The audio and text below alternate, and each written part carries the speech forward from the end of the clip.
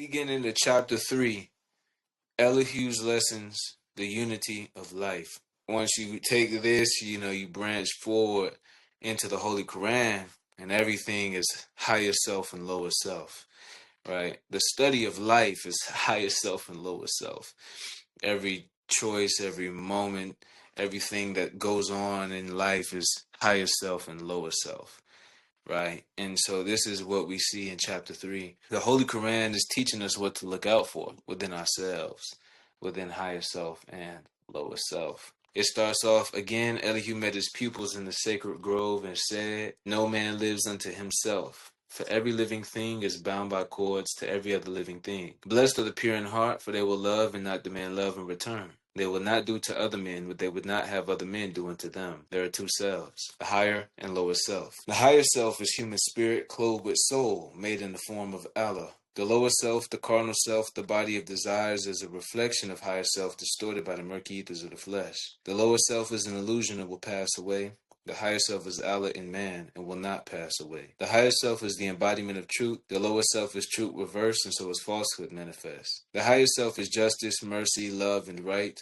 The lower self is what the higher self is not. The lower self breeds hatred, slander, lewdness, murders, theft, and everything that harms. The higher self is mother of the virtues and the harmonies of life. The lower self is rich in promises, but poor in blessedness and peace. It offers pleasure, joy, and satisfying gain, but gives unrest, misery, and death. It gives men apples that are lovely to the eye and pleasant to the smell. Their cores are full of bitterness and gall. If you would ask me what to study, I would say yourselves. And you well have studied them, and then would ask me what to study next, I would reply yourselves. He who knows well his lower self knows the illusions of the world, knows of the things that pass away. And he who knows his higher self knows Allah, knows well the things that cannot pass away. Thrice blessed is the man who has made purity and love his very own. He's been ransomed from the perils of the lower self and is himself his higher self. Men seek salvation from an evil they deem a living monster of the netherworld, and they have gods that are but demons in disguise, all powerful yet full of jealousy and hate and lust, whose favors must be bought with costly sacrifice of fruits, and of the lives of birds and animals and humankind. And yet these gods possess no ears to hear, no eyes to see, no heart to sympathize, no power to save. This evil is a myth. These gods are made of air and clothed with shadows of a thought. The only devil from which men must be redeemed is self, the lower self. If man would find his devil, he must look within. His name is self. If man would find his savior, he must look within. And when the demon self has been dethroned, the savior, love, will be exalted to the throne of power. The David of the light is purity, who slays the strong Goliath of the dark, and seeks the savior, love, upon the throne. Just getting into the depths of this chapter here,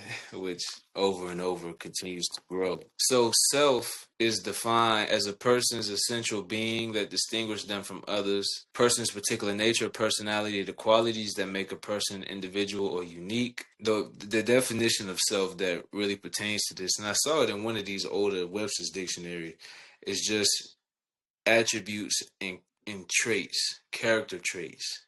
You have the self definition as in the actual makeup of something, the components that make up your identity. Self is another way of identity. Identity is another way of self, or, being. So you have a higher being and you have a lower being. You have a higher nature and you have a lower nature. So your higher nature is that human spirit clothed with soul, the virtues, the harmonies of life, the mother of the virtues and the harmonies of life, justice, mercy, love, and right. That's the higher attributes, the higher nature of self, the higher self. Right.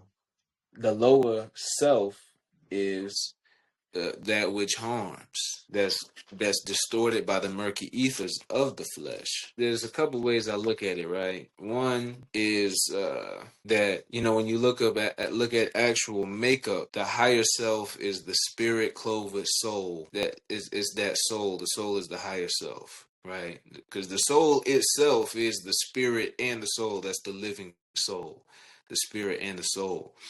And the body of flesh is the lower self. So the soul is the highest, the living soul is the highest self. The body of flesh is the lower self in terms of actual makeup. Now, in terms of character, you have higher being in terms of the way that you act, the way that you portray yourself, the way that you communicate with others, the way that you view life. You have a higher way of viewing life. You have justice, mercy, love, and right.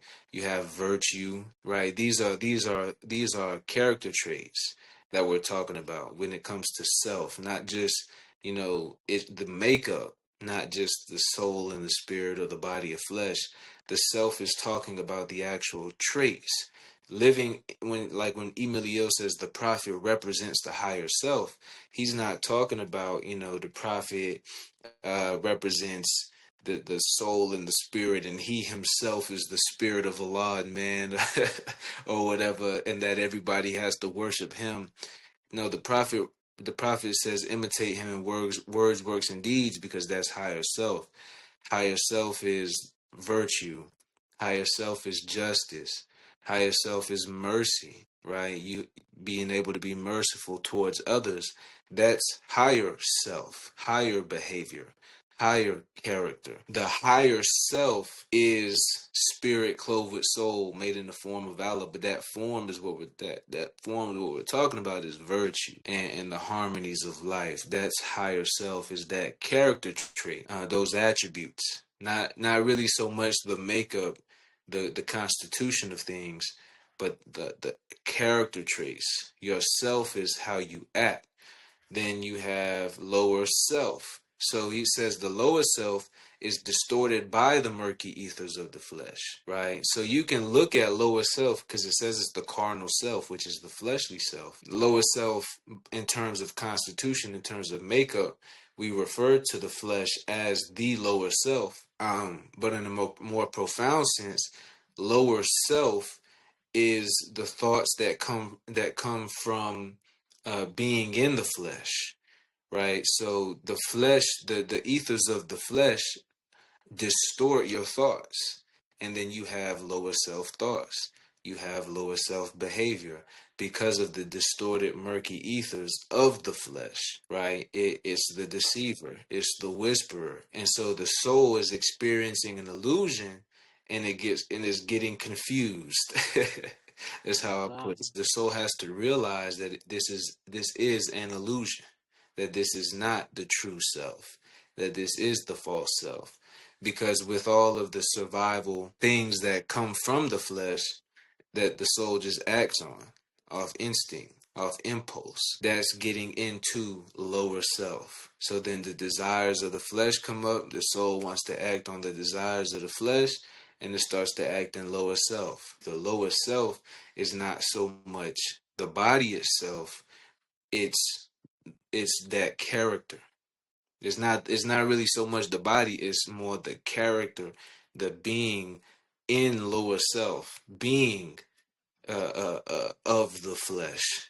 Like Jesus say in the Bible, you are of your father the devil. Everything that has a title has an attribute. A title is there because of attributes. The attribute is dealing with this aspect of what does it do. Allah means all God, the God, the God is what Allah means. And so what is the God? The God is all knowing. The God is the author. The God is the creator. The God is the governor of the world. These are things that he does. These are his attributes. He is all power, all truth. Higher self, higher attributes have what it's talking about, traits, actions. In one essence, right, it is what is the makeup of this part of you. The next but the portion of self is, how does that look in action? What does it mean to act in your higher self? What are the attributes of higher self? The Quran is always going to tell you what to look out for. The science of happiness is the Yourself. Yeah. study of higher self and lower self. Go ahead, brother. Oh no, I was just really out saying yourself, and you said study yourself. Oh yeah. Or yourselves. Right. Yourself. Yeah, Islam. That's the science of happiness. Is know thyself. We debase ourselves. We run from ourselves. We turn away from ourselves. Islam, we got all these mirrors in our room. I got a mirror right over here, but when was the last time I actually looked at myself in the mirror? You gotta look yourself in the mirror for real, not this body of flesh admiring the vanity. Yeah. Actually look into yourself in the mirror, right? It's called mirror gazing. If y'all know anything about that, actually looking into your eyes in the mirror and seeing yourself, because reflection is the business of man. It's important to look at. It's important to look at who you are. It's important to know yourselves, your higher self and your lower self. This is what our Quran is teaching us. It's on my heart now on this point. So this is a small tangent, but this is what religion is it's not the names and the customs and the practices and all of this. Religion is, by definition, man's way to reconnect with God. Islam, your way of reconnecting with Most High. Wow. That's what religion is. So we have to be taught. We have to be taught and reminded of who we are and who created us and where and from whence we came. Islam. This happens in all religious texts. Islam, the truth is one. Truth is but one. Truth is art, and art cannot change nor pass away. So if every prophet is bringing truth, but they call it different things, it don't matter what they call it. Truth is truth. Islam. We just got to get in where we can fit in. Everybody just getting in where they can fit in, and for us, we getting in right here with Prophet Noble Juali in our situation. Right? This the way truth manifests for us. Islam is so simple. It's as simple as this, right? The truth is not the custom. The custom is what we make off of the truth. And so it's as simple as in all the world, there are two things. The one is truth, the other is falsehood, right? And falsehood is that which what? Seems to be. So lower self is falsehood manifest, right? Lower self is this body of flesh. Lower self is passions and desires. Lower self, these are the things that's lower self. These are the things that seems to be, right? And so it's religion is so simple as just these two things, higher self and lower self. And that's the economy of human life. It's higher self and lower self. Economy is how to properly manage that. And the way you properly manage higher self and lower self is through religion, which is five simple words: love, truth, peace, freedom, and justice. It's not all complicated, you know. Code of conduct. Yeah. It is a code of conduct, man. So this ain't a lecture hall. Anybody got something they want to add to that? Islam. I want to build off your spirit. Yeah. Go ahead. That's how simple it is. It's a code of conduct. So, like you said, you looking in the mirror. So, if you your higher self and you're in your truth as your higher self, and you got that God in you, or you that God. Let's say you wrote God on your chest, and you looked in the mirror, it was spelled backwards Dog, right? So that's your lower self looking back at you. That's what you're trying to conquer. You're trying to conquer your lower self. I always use this phrase that sometimes when I'm talking to certain people and I have to kind of speak on their level, I say, well, just hold on, bear with me for a second. I'm walking my dog. But when I say that, I'm saying I got it on a leash. I got it under control. Because if your dog gets out of control, it breeds, slander, lewdness, murders, theft, everything that harms. Yeah. So you're just not studying yourself as in a higher form. You're studying your lower self so that you can get control of that lower self, so you can recognize what's going on around you in the world, so you can continue to act in your higher self. You can't totally throw the lower self away because you are truth and falsehood strangely mixed. Yeah. And the murky ethers of the flesh, like you said earlier, they will deceive you. So you have to learn how to control those things or manifest those things in the proper way so that you can really live in your higher self. It's not, like you said, it's not traditions. It's not, wearing the fez, and it's not the things we do. We create those things because we want to be better, because we want to create something, some kind of code of conduct to be an everlasting reminder to us of how we want to conduct ourselves, or how we want to see life, or how we want to act accordingly, and thus and so that when you come in contact with other people and they can kind of, how they say, feel that vibe. Right. So the higher self is the lower self is that reflection of that higher self, distorted by the murky ethers of flesh. Mm-hmm. So your goal is here to you develop a code of conduct to keep your lower self in check, because you're out here in the world and people are testing you, and it's your lower self that reacts. Mm-hmm. That's the reactor. That's the electricity. But your higher self is telling it how to react, Mm-hmm. what not to do, what not to say, trying to keep yourself in control because you're still in this earthly fleshly state. Until you get out of this earthly fleshly state, like Jesus said, what I do, all men shall do. So when you said the prophet is saying, do as I do, in ways, actions, that's the whole point. He's not the end all tell all. He's the personification of what you can actually do. And Right. when we was talking at the friends and family, and we was talking about when I said, when Jesus got on his hands and feet to wash the hands and knees to wash the disciples' feet.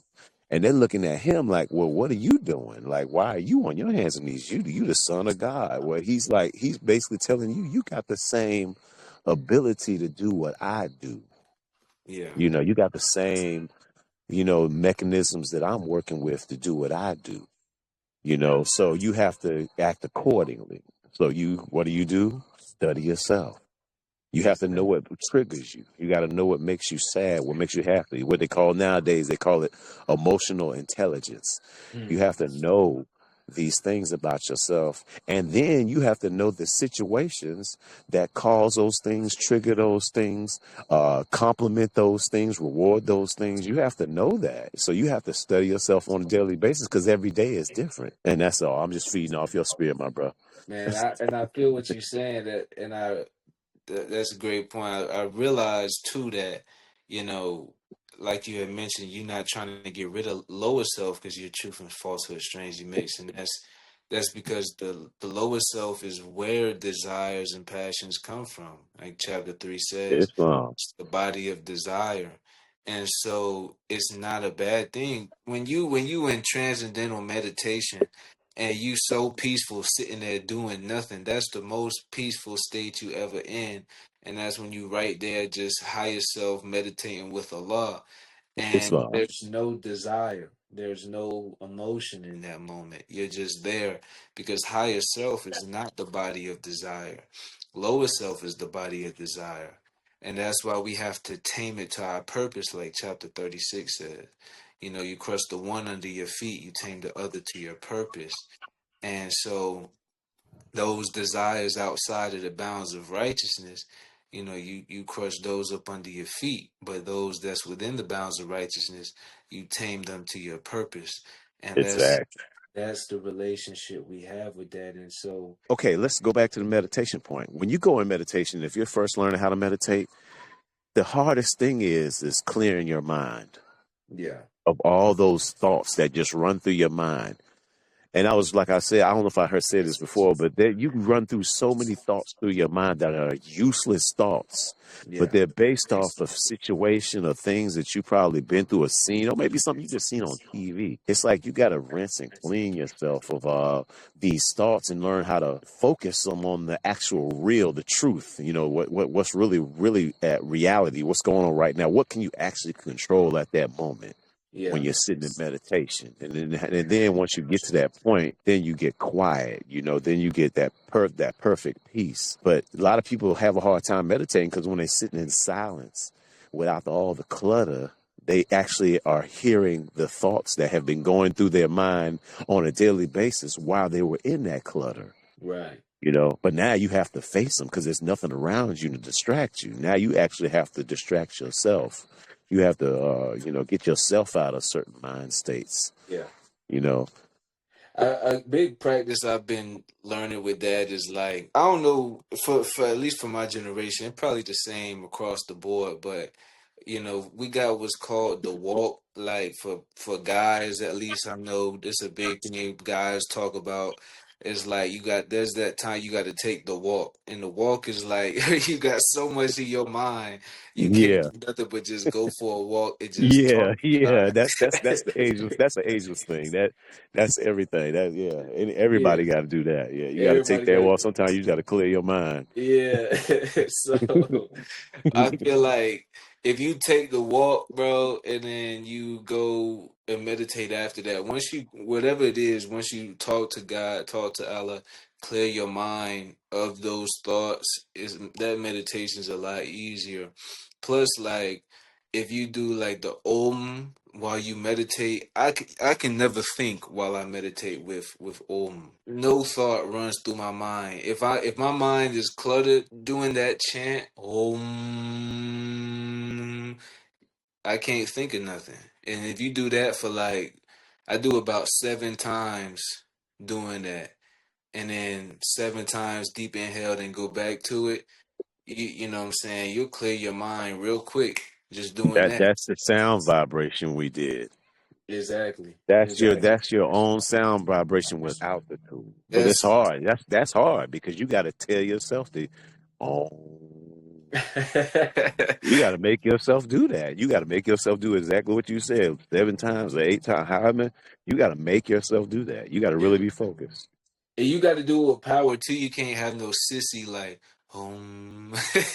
Yeah, yeah. It got to come from deep in, like how Brother Carlos was over there singing that hymn. That's the Yeah. own those hymns. That how that see. I know you come from that Baptist right there. That's that old. You reach deep down in your gut and pull it out. And the way you sung that, I was in the background back there, like, and you can pull it out. You got to pull it out like deep. That vibration got to come all through your blood vessels, up through your heart chakras. You got to come all the way up through your throat and out your mouth.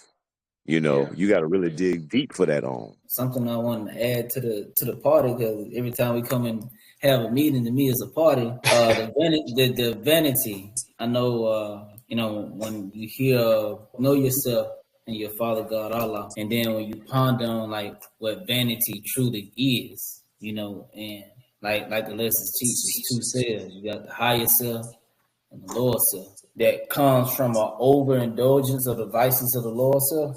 That comes that's the vanity, when there is an overindulgence or over gratification or over stimulation of the lower self. Is when hatred, slander, lewdness, murder, and theft becomes your very being. So, like, when we're looking out into the world and we see all the confusion and the madness and the chaos and things of that nature, or even like how we get tricked by the illusions of this world here, the world manifests, and we get to where we're gratifying. Although it's not in flesh and bones to think, we get to where we gratify this body. You know what I'm saying? Like, oh yeah, I'm doing all these push-ups and I'm cut up. You know what I'm saying? Look at my glutes, look at this.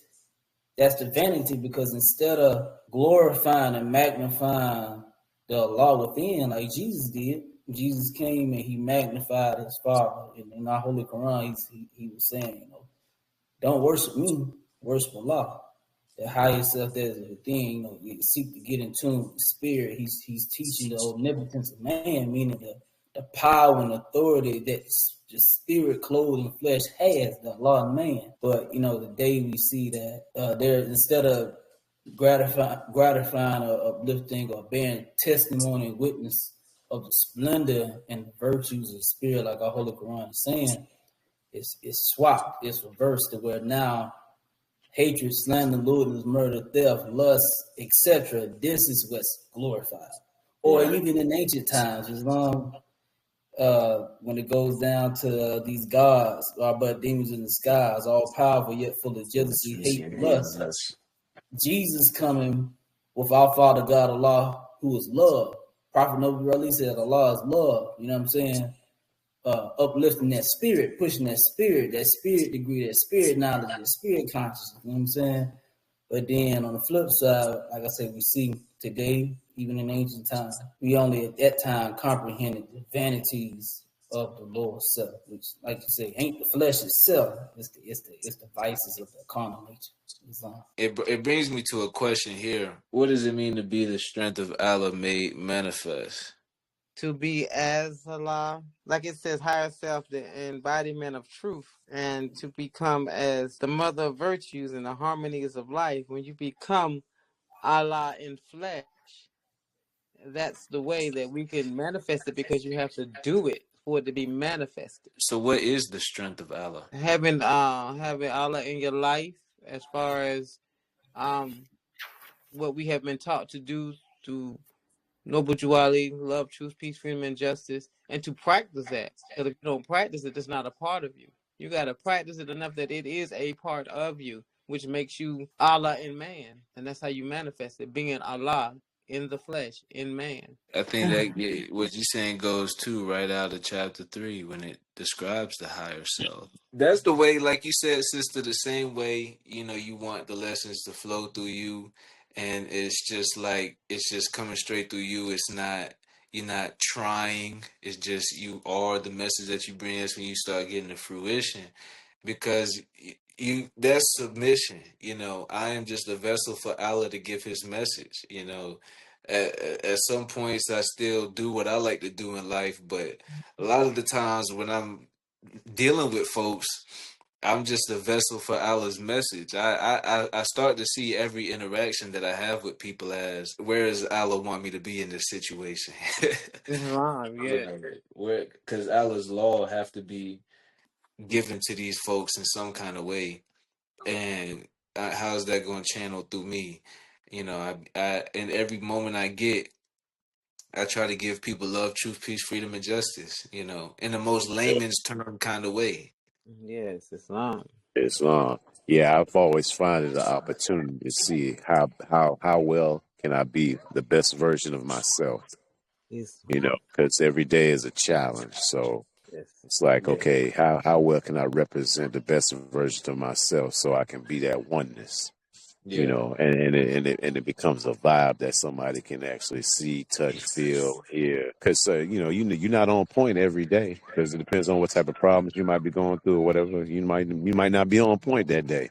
Yeah. But every time you meet somebody or you're dealing with some situation, it's almost like, well, never give up, because you can't see the reward on a trophy or with a check or anything like that. The reward is much deeper than that. So, and it's hard for people to work for that type of reward when it ain't tangible. They can't hold it in their hands and they can't show it off. Look at this new watch I got or whatever.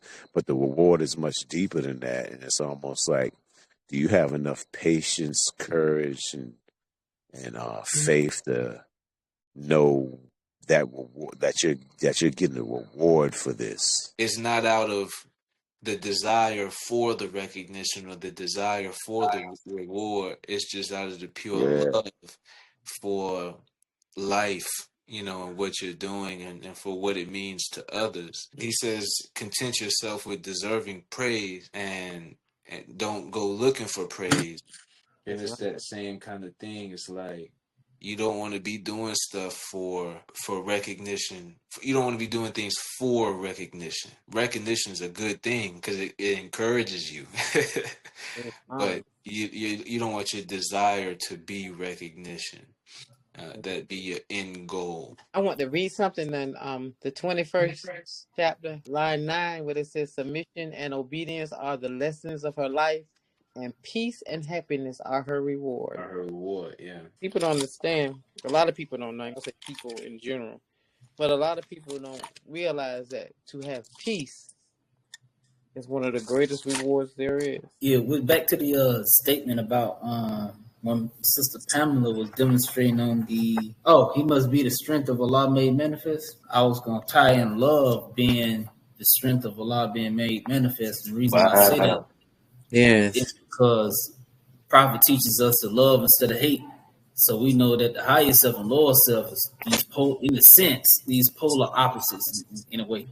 So you got love, you got hate. It's either you hate or you love, because there's really no intermediary between that. So love will really be the strongest force in the world.